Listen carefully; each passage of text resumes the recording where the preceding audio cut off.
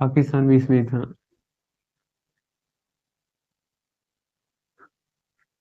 तो शुरुआत कहाँ से होती है? हमने क्या कहा? शिवाजी महाराज, शिवाजी का जो है जन्म कब होता है? 1627 में। 1680 में मृत्यु हो जाती है इनकी। तो 1627 में इनका जन्म होता है। मैं शॉर्ट से जल्दी से रिवीजन करूंगा। 1627 में जो है जन्म होता है।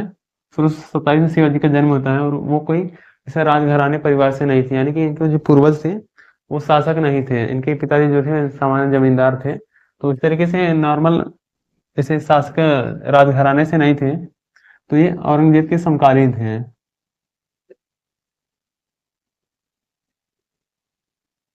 औरंगजेब के समकालीन थे ये। और इतना पूरा जो है एक लंबे चौड़े क्षेत्र पर लगभग पूरे भारत पर औरंगजेब का उस टाइम पर कब्जा था। तो औरंगजेब के टाइम पर ही शिवाजी महाराज ने औरंगजेब को जो है चुनौती देते हुए औरंगजेब की नाक के नीचे से जो है उनके शासन काल में, औरंगजेब के शासन काल में ही चुनौती देते हुए एक राज का गठन किया, जिसे हम कहते हैं राज का गठन किया, जिसे हम कहते हैं मराठा मराठा राज्य। तो इन्होंने जो है काफी शक्ति यहाँ पर वीरता दिखाई थी और साहस दिखाया था। इसलिए इनके जो है वीरता का परिचय होता है शिवाजी महाराज का। और हमने क्या, प्रशासन के मामले में भी इन्होंने एक अच्छे प्रशासक भी थे ये। प्रांतीय, क्षेत्रीय और सैन्य शासन ऐसे अलग अलग तरीके से इन्होंने अलग अलग भागों में बांट के रखे रखा। और इनके मंत्री थे 8 मंत्रियों का इनका ग्रुप रहता था, जिसे हम अष्ट प्रधान भी कहते हैं। अष्ट प्रधान कहते हैं, जिनमें मेन कौन होता है? पेशवा। इन अष्ट प्रधान में पेशवा जो होता था, पेशवा यानी कि प्राइम मिनिस्टर हम लोग कह सकते हैं, प्रधानमंत्री, बाकी और 7 मंत्री होते थे। तो अष्ट प्रधान में पेशवा सबसे ऊपर रहता था, और सबसे अगर शासक के बाद अगर बात करें तो सबसे ज्यादा पावर किसके पास होती थी? पेशवा के पास ही। तो उसके बाद हम लोगों ने बात किया शिवाजी के जो उत्तराधिकारी रहते हैं, संभाजी, राजा राम, ताराबाई, एक साहू जी। तो इनके उत्तराधिकारियों की जो है स्थिति खराब होने लगती है। उत्तराधिकारी 1713 आते आते इनके उस उत्तराधिकारियों की जो है स्थिति खराब हो जाती है, एकदम कमजोर हो जाती है स्थिति। तो जो साहू जी रहते हैं,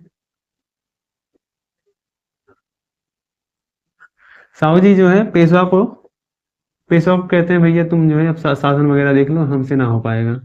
लिख करके ऐसे कागज वगैरह पर लिख करके पेशवा कहते हैं शासन वगैरह का काम अब तुम ही देखो। तो फिर 1713 से 17 सत्ता का केंद्र कौन बन जाता है?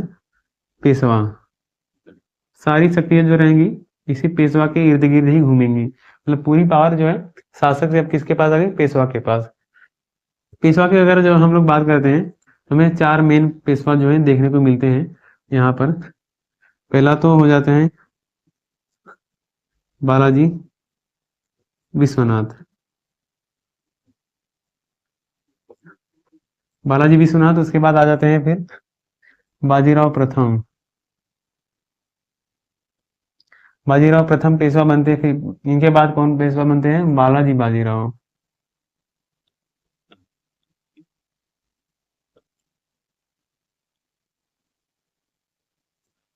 बालाजी विश्वनाथ पेशवा बनते हैं। इन्होंने मतलब कि अपने क्षेत्र में काफी मतलब कि मराठा साम्राज्य को पहले मजबूत किया। फिर उनके बाद जो है 1713 से 1720 तक ये रहते, फिर 1720 से 1740 तक ये रहते बाजीराव प्रथम। इन्होंने जो है अपने आसपास के पड़ोसियों पर हमेशा जो है हमला करते रहते थे।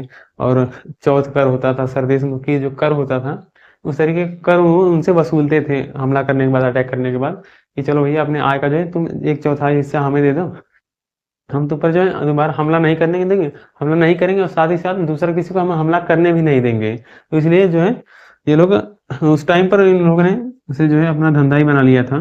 चौथ करके एक कर होता था, और सरदेश मुखी। चौथ और सरदेश मुखी एक कर होता था, ये लोग टैक्स वसूली करते थे कि हम जो है तुम्हारी रक्षा करेंगे, इसके लिए तो मराठों ने इसे अपना धंधा ही, बिजनेस ही बना लिया था। तो बालाजी बाजीराव के बाद आते हैं बाजीराव बाला बाजीराव प्रथम के बाद आते हैं बालाजी बाजीराव। तो हमने अभी बात किया कि बालाजी बाजीराव के टाइम पर जो है मराठों का जो साम्राज्य था एकदम पीक पर था, एकदम ऊपर के लेवल पर। शुरुआत कहाँ से हुआ? बालाजी विश्वनाथ के साथ। पेशवा पहले बालाजी विश्वनाथ ने नहीं, शुरुआत तो यहाँ से हुआ, लेकिन पहले पेशवा कौन बनते हैं? बालाजी बाजी विश्वनाथ। शक्तिशाली पेशवा थे ये सब। तो शुरुआत हुआ, नींव किसने रखा? शिवाजी ने। शिवाजी ने मराठा साम्राज्य की नींव रखी, और सबसे ऊपर एकदम पीक लेवल पर किसने पहुंचा? बालाजी बाजीराव ने। बालाजी बाजीराव ने यहाँ पर पूरा इतना गुजरात, महाराष्ट्र और इधर गुजरात, महाराष्ट्र, उत्तरी कर्नाटक, मालवा, बुंदेलखंड, ये सब क्षेत्रों पे यहाँ पर अभी दिल्ली में शासक कौन बन रहा है, ये सब बालाजी बाजीराव ही निर्धारित कर रहे थे। यानी कि यहाँ सब अली वर्दी खान, दिल्ली के मुगल जो थे, निजाम जो था, वो सब डरते थे अभी बालाजी बाजीराव से। तो फिर क्या होता है यहाँ पर? पंजाब में हमने बात किया था, यहाँ पर अफगानिस्तान से जो लुटेरा रहता है, हमने पहली क्लास में भी उसके नाम का जिक्र किया था, अहमद शाह अब्दाली और नादिर शाह, दो ये खतरनाक, एकदम खतरनाक टाइप के लुटेरे थे। तो अहमद शाह अब्दाली ने पंजाब को जीत करके अपने प्रतिनिधि को पंजाब में बैठा करके रखा था। तो बालाजी बाजीराव ने क्या किया? उसके प्रतिनिधि को भी वहां से भगा दिया। फिर अहमद शाह अब्दाली आता है, और अहमद शाह अब्दाली और मराठों के बीच में पानीपत का तीसरा युद्ध होता है 1761 में। पानीपत का तीसरा युद्ध होता है, जिससे मराठों की पराजय होती है। और हमने देखा कि 18वीं सदी के मध्य में मुगलों का जैसे तेजी से पतन हो रहा था, मुगलों का ग्राफ एकदम नीचे जा रहा था, मराठों का ग्राफ ऊपर जा रहा था। लेकिन पानीपत के तीसरे युद्ध के बाद मराठों का ग्राफ भी नीचे जाने लगता है। लेकिन उससे पहले मराठे एकदम पीक पे थे पूरे भारत में, लगभग हम कह सकते हैं मराठों का ही दबदबा था। उधर उधर की बात हम छोड़ दे रहे हैं, इधर अहमद शाह अब्दाली था। ऐसा कहा जाता है कि जो ये उड़ीसा था, उड़ीसा में एक जगह है कटक करके, और यहाँ पाकिस्तान में एक जगह है अटक, कटक और अटक। तो ऐसा कहा जाता है कि ये उड़ीसा के कटक से लेकर के अटक तक, ऐसा कहा जाता है कटक से लेकर अटक तक जो है पूरा मराठा झंडा फहरा रहा था उस टाइम पर। पूरा कटक से लेकर अटक तक मराठों का झंडा ही फहरा रहा था, क्योंकि पूरा दबदबा था उस टाइम पर। लेकिन पानीपत के तीसरे युद्ध के बाद भाई यह स्थिति जो है एकदम खराब होने लगती है। गुड मॉर्निंग भाई, गुड मॉर्निंग। तो पानीपत के तीसरे युद्ध के बाद मराठों की स्थिति जो है एकदम बिगड़ने लगती है, स्थिति खराब होने लगती है। फिर क्या होता है? फिर आते हैं माधवराव। फिर पेशवा बनते हैं माधवराव। बालाजी बाजीराव बने, इन्होंने अपने जो है मराठा साम्राज्य के एकदम पीक पर ले गए, एकदम ऊपरी लेवल तक कौन ले गए थे? बालाजी बाजीराव थे।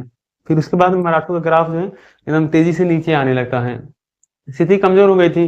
पानीपत के तीसरे युद्ध में जो है अब्दाली ने बहुत ही खतरनाक तरीके से हरा दिया था। फिर उसके बाद आते हैं माधवराव। तो जो ग्राफ नीचे जा रहा था उसको माधवराव जी थोड़ा बैलेंस करने की कोशिश करते हैं। लेकिन उसके बाद क्या होता है? माधवराव जी के बाद माधवराव पेशवा रहते हैं, ठीक है। माधवराव के बाद ऐसा हमें देखने को मिलता है, जो शक्तियां रहती, पूरी पावर रहती है पेशवा के पास न रह करके, जो हमने अभी मराठा परिवारों की बात किया था, सिंधिया, होलकर, भोसले, गायकवाड़, तो ये सभी परिवारों के पास जो है अलग अलग तरीके से वो अपने अपने क्षेत्र में जो है अपना अलग से शासन करने लगते हैं। जैसे जिस तरीके से औरंगजेब की मृत्यु के पश्चात मुगलों ने जो है कंट्रोल अपना खो दिया, कंट्रोल नहीं कर पा रहे थे। तो बंगाल अलग हो गया, अपना हैदराबाद अलग हो गया, इधर से सब अलग अलग हो गए, मैसूर अलग हो गया, कर्नाटक अलग। मैसूर तो फिलहाल अलग राज्य ही था, विरोधी राज्य था, स्वतंत्र राज्य था। तो हैदराबाद, कर्नाटक, बंगाल, ये सब जैसे अलग हो गए मुगलों के नियंत्रण से। तो उसी तरीके से जब माधवराव जब पेशवा रहते हैं, तो उसी टाइम पर जो मराठा परिवार रहते हैं, भोसले, सिंधिया, होलकर, गायकवाड़, तो इन सब परिवारों का जो है दबदबा चलने लगा। अभी पेशवा की शक्ति जो है नाम मात्र की हो गई थी, शक्ति नाम मात्र की। उसके बाद शक्तियां किसके पास आ जाती हैं? मराठा परिवारों के पास।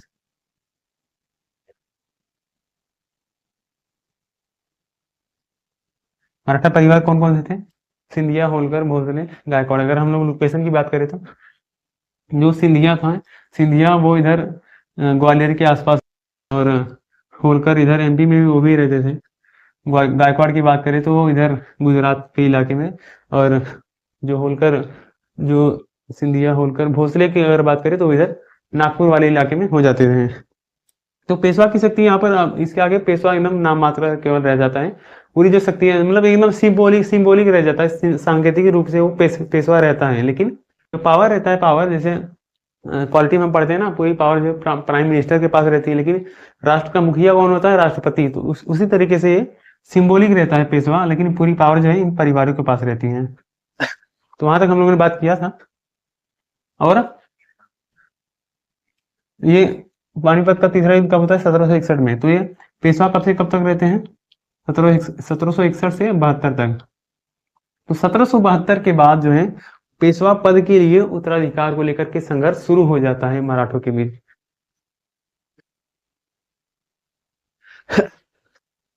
तो पेशवा पद के लिए जो है संघर्ष शुरू हो जाता है, उसकी आगे बात करते हैं।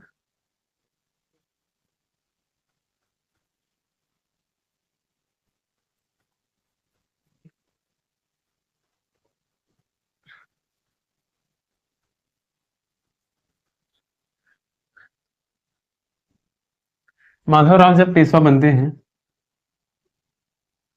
माधवराव पेशवा बने, ठीक है। अभी इसके बाद माधवराव की मृत्यु हो जाती है, तो फिर पेशवा कौन बनना चाहते थे? रघुनाथ राव। अभी ये पेशवा थे, ठीक है। इनकी मृत्यु हो गई, मृत्यु के बाद रघुनाथ राव पेशवा बनना चाहते थे। लेकिन क्या होता है, बनना तो चाहते थे, इनके मन की मनसा थी कि हम पेशवा बने, लेकिन जो मराठा सरदार थे, मराठा सरदारों की नजर में एक अयोग्य व्यक्ति थे, मतलब कि उतने योग्य व्यक्ति नहीं थे। तो जब मराठा सरदार रहते हैं, वो लोग क्या करते हैं, इनकी मृत्यु के बाद इनको पेशवा न बना करके किसको पेशवा बनाते हैं? मराठा सरदारों ने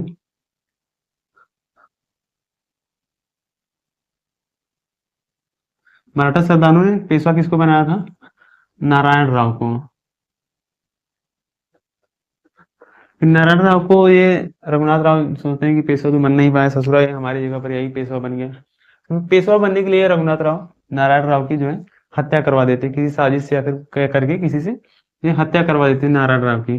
फिर इनको लगता है अब इनको जो है हम हत्या करवा देंगे तो हम जो है पेशवा बन जाएंगे। लेकिन अभी भी मराठा सरदार क्या करते हैं, इनको पेशवा ना बना करके इनकी मृत्यु के पश्चात, इनकी मृत्यु के पश्चात मराठा सरदार क्या करते हैं, माधवराव द्वितीय को बनाते हैं। माधवराव द्वितीय को पेशवा बनाते हैं।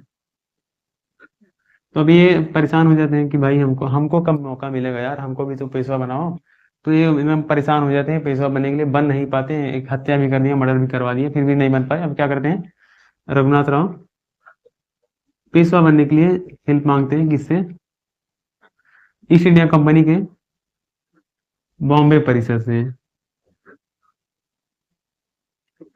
बॉम्बे परिषद से जो है मदद मांगते हैं।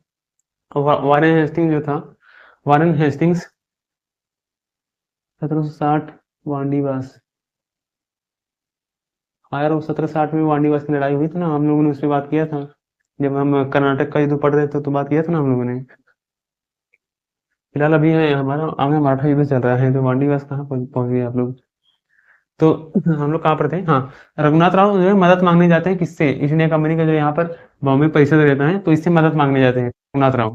कहते हैं हमको भैया पेशवा बना दो, हम पेशवा नहीं बन पा रहे, जो मराठा सरदार हैं, जो मराठा लोग हैं, हमको पेशवा बनने नहीं दे रहे। हमने एक तो देखो इसका मर्डर भी करवा दिया, इसका मर्डर भी करवा दिया, फिर भी हमको नहीं बनने दिया गया। तो फिर बॉम्बे परिषद से, अंग्रेजी के बॉम्बे परिषद से रघुनाथ राव जी जाते हैं मदद मांगने की, हमको जो है पेशवा बनाओ। अब अंग्रेज इतने पागल तो है नहीं कि फ्री फोकट में हाँ कोई भी आया अब हम हेल्प करने के लिए बैठे हैं। अंग्रेज कुछ लेंगे तभी तो हेल्प करेंगे ना। तो अंग्रेज जो यहाँ पर तटवर्ती इलाका था, बसीन, बसीन करके इलाका था, इधर था सालसेट, सालसेट। तो अंग्रेजों ने कहा ये जो तटवर्ती इलाका है ये हमें देना पड़ेगा, हम तुमको ठीक है पेशवा बनाने में तुम्हारी मदद करेंगे, लेकिन ये तटवर्ती इलाका हमें देना, क्योंकि ये तट के पास था, तो व्यापार करने के लिए काफी जो उपयोगी था, समुद्र के पास है तो फिर व्यापार करने के लिए, आने जाने के लिए काफी अच्छा हो जाता है व्यापार करने के लिए समुद्री इलाका। तो अंग्रेजों ने कहा ठीक है हम तुम्हारी मदद करेंगे। कुछ अंग्रेजों ने कुछ 2500 कुछ सेना जो है इनको दिया था रघुनाथ राव को। कहा ठीक है चलो हम तुमको सेना देते हैं, लेकिन तुम पेशवा बन जाओगे तो पेशवा बनने के बाद ये दोनों क्षेत्र जो है हमको दे देना, हम वहां पर व्यापार वगैरह अपना जो डेवलप करेंगे, जो भी करेंगे। तो फिर रघुनाथ राव ने कहा ठीक है। और ठीक है ना, एक संधि भी किया था इन लोगों ने 1775 में। सूरत की संधि हुई थी। किसके किसके बीच हुआ था? ये रघुनाथ राव और ईस्ट इंडिया कंपनी के बीच हुआ था। Raghunath Rao east India company के बीच हुआ था। तो क्या कहा गया था? ईस्ट इंडिया कंपनी ने कहा था हम तुमको जो है 2,500 की सेना दे रहे हैं, तुम पेशवा बन जाओगे तो हमको ये दोनों क्षेत्र दे देना, हम अपना व्यापार करेंगे वहां पर। फिर रघुनाथ राव ये 2,500 की सेना लेकर के जाते हैं फिर यहाँ पर युद्ध करने के लिए। फिर जो है अंग्रेज भी रहते हैं, अंग्रेज भी इनके साथ रहते हैं रघुनाथ राव के साथ। तो जो अभी गवर्नर जनरल रहता है ईस्ट इंडिया कंपनी की तरफ से, गवर्नर जनरल, अभी गवर्नर जनरल कौन रहता है ईस्ट इंडिया कंपनी की तरफ से? वारेन हेस्टिंग्स रहता है। Warren Hastings. तो ये युद्ध नहीं करना चाह रहा था वारेन हेस्टिंग्स जो है, अभी युद्ध नहीं करना चाह रहा था, क्योंकि इसने जो है काफी आर्थिक तंगियां देख चुका था ये, काफी बौखलाया हुआ था। अंग्रेज जो है काफी बौखलाए हुए थे। क्यों? क्योंकि अमेरिका में जो है आज़ादी की लड़ाई चल रही थी, अमेरिका में जो है ब्रिटेन वालों को कब्जा था, तो लेकिन अमेरिका वाले जो है आज़ाद होना चाहते थे, आज़ादी की लड़ाई लड़ रहे थे, तो वहां पर जो है अंग्रेज पिट रहे थे। और यूरोप में जिन जिन कंपनियों को, जिन जिन यूरोपीय पश्चिमी यूरोपीय व्यापारिक कंपनियों को अंग्रेजों ने जो है हराया था भारत में या फिर अलग देशों से, अलग देशों में व्यापार के लिए, उनके बीच और ब्रिटेन के बीच जो है प्रतिस्पर्धा होती रहती थी। तो फिर उन सभी कंपनियों ने जो है यूरोप में अंग्रेजों के जो है घेरने की प्लानिंग कर रहे थे, और अंग्रेज वहां पर भी घिर रहे थे। तो अमेरिका में और ब्रिटेन में दोनों जगह जो है अंग्रेजों की प्रतिकूल परिस्थितियां थी। और भारत में भी बक्सर का युद्ध जीता अंग्रेजों ने, वो बड़ी सफलता थी। माना कि बक्सर का युद्ध बहुत ही बड़ी सफलता थी, लेकिन बक्सर के युद्ध के बाद अंग्रेज लगातार जो है 10-12 साल तक हार, मतलब कि हारते जाते हैं और उन्हें कुछ हासिल नहीं होता। क्योंकि हमने बात किया था यहाँ पर जो हैदर अली रहता है, मैसूर युद्ध होता है पहला दूसरा, हैदर अली हमने बात किया, पहला दूसरा जो मैसूर युद्ध रहता है बराबरी पर समाप्त होता है। हैदर अली ने भी उनको जो है काफी टक्कर दिया था, और उनको कुछ होता भी, मतलब कुछ हासिल भी नहीं होता है, पैसों का नुकसान हुआ, आर्थिक नुकसान हुआ। पहला युद्ध हमारा कब तक चल रहा था? प्रथम आंग्ल मराठा युद्ध 1775 से 1782 तक। और यहाँ पर जो था मैसूर युद्ध कब तक चल रहा था? मैसूर वार कुछ 1784 तक चला था। मैसूर वार 80 से 84 तक। तो दूसरा मैसूर युद्ध का इस टाइम पर चल रहा था, जब ये दूसरा पहला आंग्ल मराठा युद्ध चल रहा था, मराठों के साथ जब युद्ध चल रहा था अंग्रेजों का, तो उस टाइम पर मैसूर से भी युद्ध चल रहा था। तो अमेरिका में तो घिरे हुए हैं, ठीक है, यूरोप में भी घिरे हुए हैं, यूरोप में भी उनके प्रतिकूल परिस्थिति, सभी देश घेर के जो है अंग्रेजों को मारने की प्लानिंग बना रहे हैं। यहाँ पर मैसूर से युद्ध चल रहा है, ठीक है, यहाँ पर बॉम्बे वाले मराठों से युद्ध चल रहा है। चारों तरफ से जो है, चारों तरफ से घिरे हुए हैं। अभी उनको कुछ हासिल हो नहीं रहा। पहला मैसूर युद्ध में बराबरी पर समाप्त हुआ ही था, उसमें कुछ हासिल हुआ नहीं था। दूसरा मैसूर युद्ध भी अभी चल ही रहा है। तो यहाँ पर अंग्रेज क्या करते हैं, वॉरेन हेस्टिंग जो है युद्ध नहीं करना चाहता है, सोचता है कि अरे यार क्या युद्ध करें, ये युद्ध नहीं करना चाहता। लेकिन फिर भी जो ईस्ट इंडिया कंपनी के डायरेक्टर रहते हैं, डायरेक्टर इसको कहते हैं तुमको युद्ध करना पड़ेगा, तो युद्ध करो। वो आया ना तुमसे मदद मांगने, तो उससे हेल्प करो जाओ, और ये जो रहेगा कुछ भी छोड़ना मत, जितना मिले उतना सब ले लेना। तो भले वॉरेन हेस्टिंग जो है आर्थिक दबाव के कारण जो है युद्ध नहीं करना चाह रहा था। 1775 से 1782, हाँ यार भाई, तो मैं कह रहा हूँ 1775 से 1782 तक ही चला है ना पहला आंग्ल मराठा युद्ध, उसी पे बात कर रहे हैं हम लोग। मैंने ये कहा 1780 से 1784 तक ये मैसूर युद्ध चला था। आंग्ल मैसूर युद्ध मैंने जस्ट इसके पीछे ही पढ़ा है, अब जाकर के देखेंगे इसके पीछे वाली क्लासेस तो आपको देखने को मिलेगा।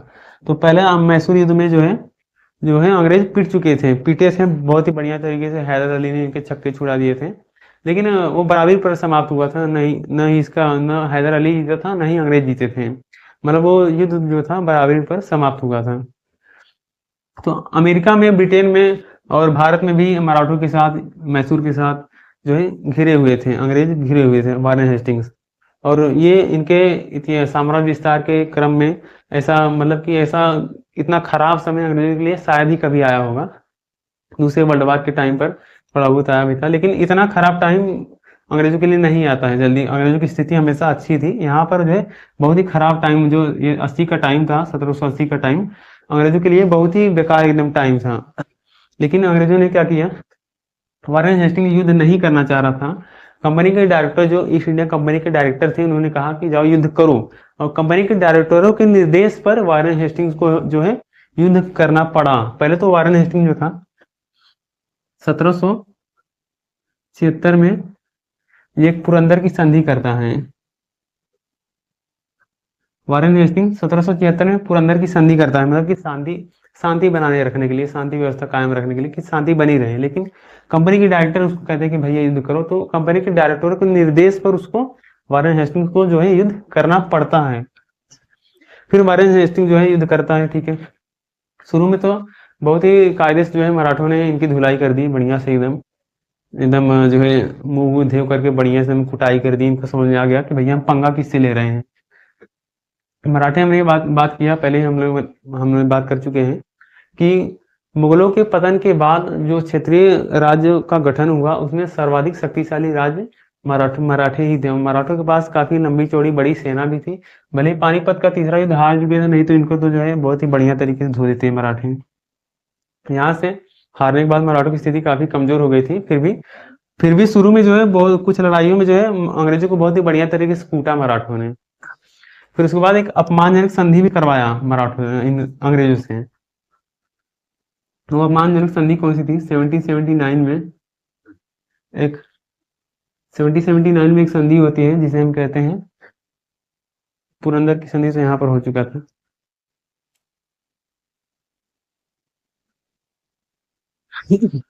जिसे हम वडगाम की संधि कहते हैं, सॉरी, वडगाम की संधि। हाँ, तो 1779 में मराठों ने जो है बढ़िया से, एकदम बढ़िया तरीके से कूटा अंग्रेजों को, जो है उनको दिखा दिया कि भैया हम इतने कमजोर है नहीं जितना तुम समझते हो।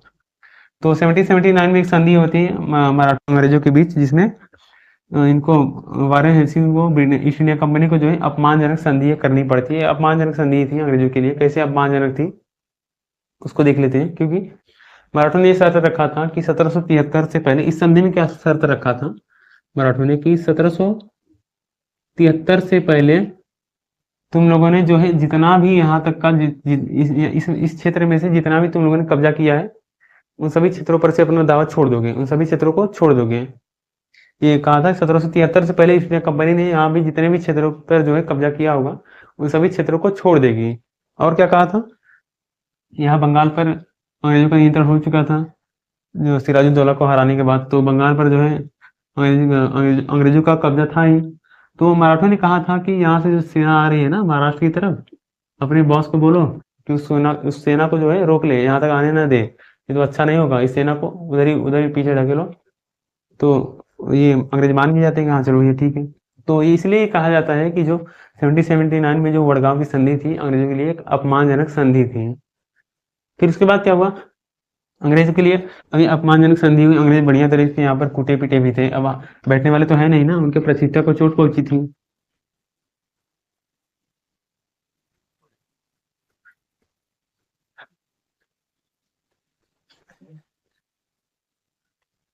फिर जो अंग्रेजों की एक बनी बनाई जो इमेज थी, जो अंग्रेजों ने इस बंगाल को, अवध को, दिल्ली तक जो है अपना नियंत्रण बना लिया था। यहाँ पर जो है कर्नाटक में भी अंग्रेजों ने जीत लिया था, हैदराबाद में अपना कब्जा कर लिया था। बाद में हैदराबाद के निजाम को भी जो है धमका कर इससे जो है इससे क्षेत्र ले लिया था। और यहाँ पर मान लो अभी मैसूर को तो नहीं जीता था। तो इतना क्षेत्र, एक तरीके से हम अगर सिंबॉलिक बनाए तो इतना क्षेत्र, और इतना क्षेत्र जो था अंग्रेजों का था। भारत में छोड़ो, सोचो इतू सा देश से आकर के जो है यहाँ पर फिर कब्जा कर ले रहा है इतना। तो भारत में जो है उस टाइम पर भारत की राजनीतिक शक्तियों में अंग्रेजों की गिनती एक बड़ी महत्वपूर्ण राजनीतिक शक्ति के रूप में होती थी। तो जो अंग्रेजों की एक बनी बनाई इमेज थी कि बड़ी राजनीतिक शक्ति है, जो उनकी प्रतिष्ठा थी, उनकी प्रतिष्ठा को मराठों ने चोट पहुंचाया था। तो वो फिर से तो वापस अटैक करने आएंगे ही आएंगे। तो वारेन हेस्टिंग जो है इस अपमानजनक संधि के बाद जो 1779 में जो वडगांव की संधि होती है, वडगांव की संधि जो होती है 1779 में अपमानजनक संधि थी अंग्रेजों के लिए। फिर वारेन हेस्टिंग्स क्या करता है इस संधि के बाद फिर से जो है थोड़ा साहस दिखाता है, थोड़ा फिर से जो है थोड़ा हिम्मत करता है कि चलो भैया फिर से एक बार जो है देख लेते हैं हम क्या होता है। Prem Kishan, good morning sir ji, good morning भाई, गुड मॉर्निंग। बड़गांव, हाँ बड़गांव ही तो लिखे हैं यार। Good morning sir, good morning भाई, good morning Janveet Kaur Singh, good morning.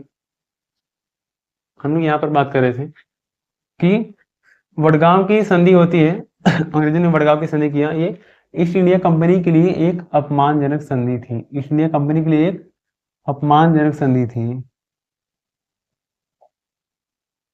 क्योंकि मराठों ने कहा था कि 1773 से पहले तुमने जो कुछ भी जीता है उसको जो है उसको छोड़ दो, और यहाँ से जो सेना आ रही है ना, अपने बॉस को बोलो इस सेना को वापस वहां पर वापस ले जाए, वापस ढकेले। ये सेना यहाँ तक आनी नहीं चाहिए, नहीं तो अंजाम बहुत ही बुरा हो जाएगा। तो मतलब मराठों ने एकदम धमका करके रख दिया था। तो अंग्रेजों की जो प्रतिष्ठा थी, जो बनी बनाई एक इमेज थी कि बड़ी एक बहुत ही बड़ी राजनीतिक शक्ति है, उस प्रतिष्ठा को मराठों ने चोट पहुंचाया था। तो मतलब अंग्रेज जो थे एकदम बौखला गए थे। जो वारेन हेस्टिंग था वो सोच रहा था क्या करे, उसका माइंड ऐसे ऐसे करने लगा था। फिर वारेन हेस्टिंग जो है फिर से थोड़ा हिम्मत हिम्मत करता है, उठने की कोशिश करता है। भले अमेरिका में उसका अभी भी विरोध चल रहा है, यूरोप में उसका विरोध चल रहा है, मैसूर से युद्ध चल रहा है हैदर अली के साथ, और यहाँ मराठों के साथ भी युद्ध चल रहा है उसका। फिर हैदर अली जो है थोड़ा साहस वगैरह दिखाता है, साहस का परिचय देता है, और फिर से जो है अपनी सेना में लेकर के आता है, मराठों के साथ युद्ध करता है। लेकिन इस युद्ध में अभी यहाँ पर भले मराठों का राज था, लेकिन यहाँ एमपी वाला जो इलाका था, एमपी वाले क्षेत्र में जो अंग्रेजों की स्थिति मजबूत थी तो अंग्रेज यहाँ पर जो है युद्ध करते हैं, और ग्वालियर वाले इलाके में ग्वालियर वाले इलाके में वो अंग्रेज जो है बढ़िया तरीके से एकदम मतलब कि जो सिंधिया था उसको पराजित कर देते हैं। ज्यादा बहुत बड़ी सफलता नहीं थी, लेकिन फिर भी वारेन हेस्टिंग को यहाँ पर सफलता मिलती है।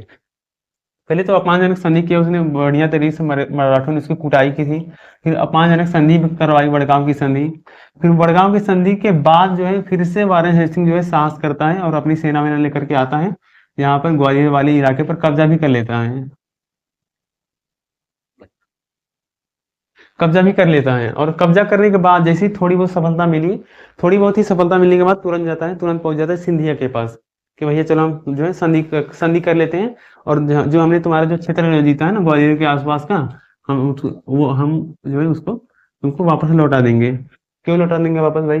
जब तुमने जीत लिया है, सिंधिया को हरा दिया है, तो वापस क्यों लौटाने आए हो? लेकर के जाओ ना। जैसे यहाँ पर कब्जा कर लिए पूरा, इतना यहाँ पर इतना कब्जा कर लिए, तो इसको भी कब्जा लेते हैं, इसको क्यों वापस करने आ गए सिंधिया को? तो अंग्रेजों की जो इमेज को, जो प्रतिष्ठा को जो चोट पहुंचाई थी मराठों ने, बस अंग्रेज उस प्रतिष्ठा को बराबर करने आए थे कि भाई हम कमजोर नहीं है तुमसे।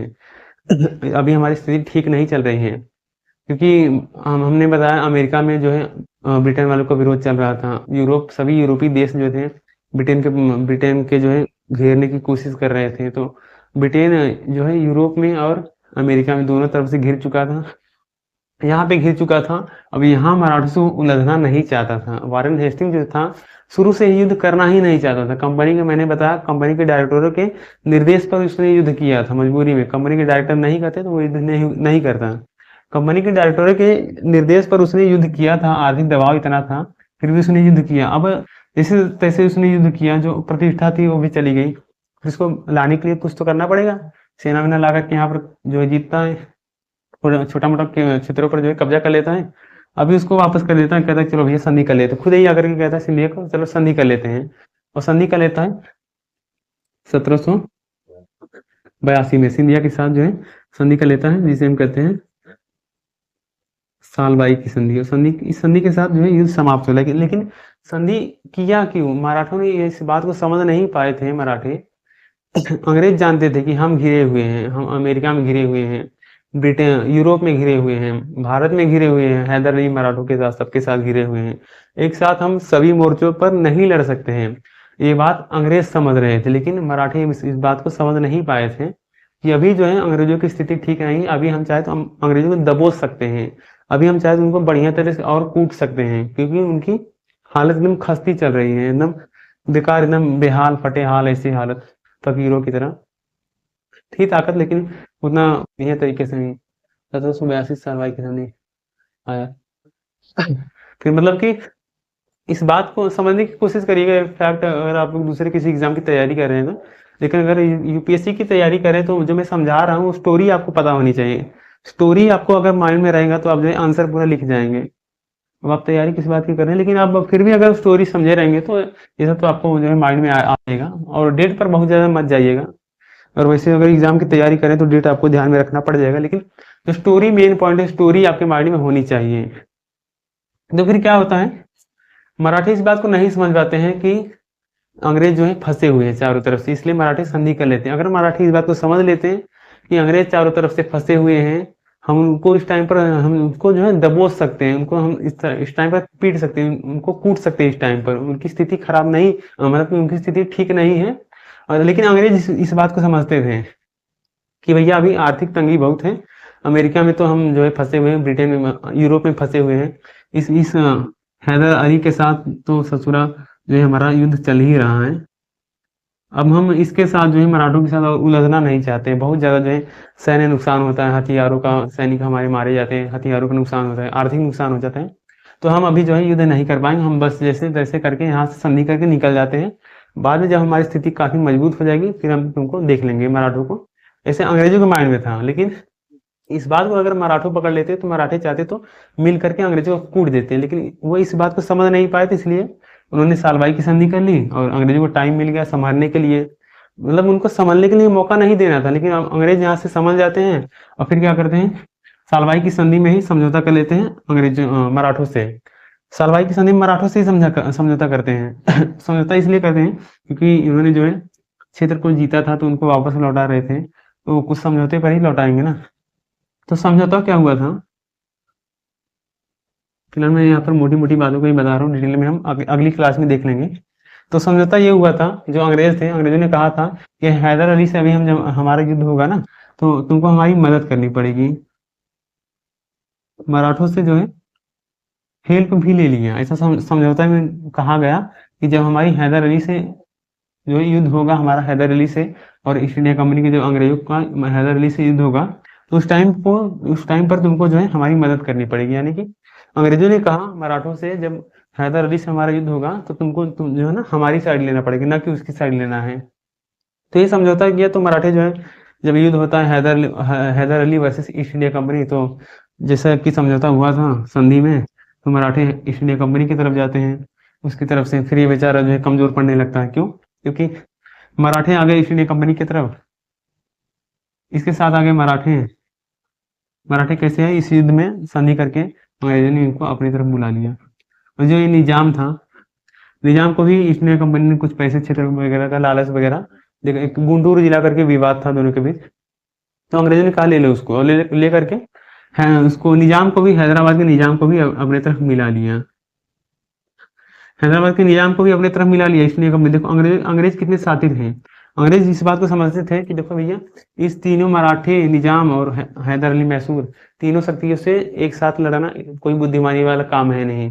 बेहतर होगा, बुद्धिमानी इसी में है कि हम जो है एक एक करके सबको निपटाते हुए चले, एक एक करके निपटाएंगे सबको, तो हम जो है बढ़िया से, एक टाइम ऐसा आएगा पहले इसको निपटाएंगे, फिर इसको निपटाएंगे, फिर इसको भी जो है पूरी ताकत लगा के निपटा देंगे। लेकिन एक साथ अगर हम लड़ना चाहेंगे तो कोई बुद्धिमानी वाली काम नहीं है, और हम जो है हमारी स्थिति और खराब हो सकती है, क्योंकि स्थिति पहले से खराब थी, स्थिति और खराब हो सकती है। अंग्रेज नहीं चाहते थे, अंग्रेज अभी जो है बैलेंस बनाना चाहते थे, जो स्थिति खराब चल रही है उसको चाहते थे अभी और खराब ना हो जाए, उसको रोक कर रखना चाहते थे। तो यहाँ पर मराठों का साथ ले लिया, निजाम और मराठों को लेकर के दूसरे दूसरे दूसरे जो है दूसरे मैसूर युद्ध में हैदर अली को जो है बढ़िया से जो है अंग्रेज आते हैं, इन तीनों को लेकर के आते हैं, तो इसका सीधी सी बात है, तीन हो गए, अकेला पड़ गया तो कमजोर पड़ने लगता है। इसलिए युद्ध फिर भी ये हार मानता है, युद्ध बराबरी पर समाप्त होता है। आप लोग देखिएगा, मैंने पिछली क्लास में ही बताया है।